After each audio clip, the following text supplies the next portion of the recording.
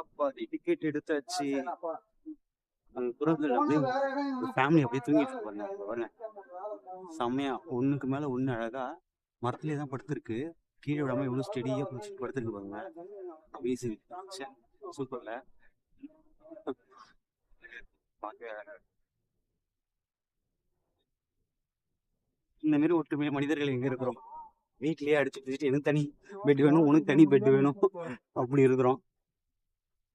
Super.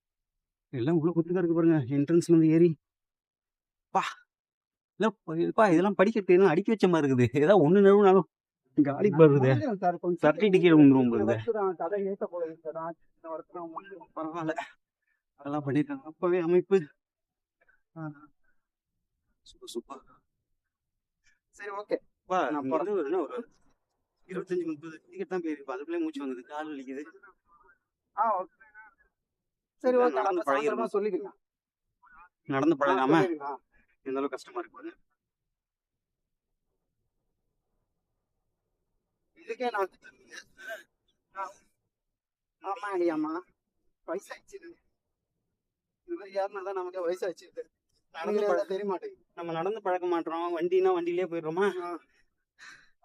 நடந்து பழக்கம் தான் ஆச்சு நமக்கு.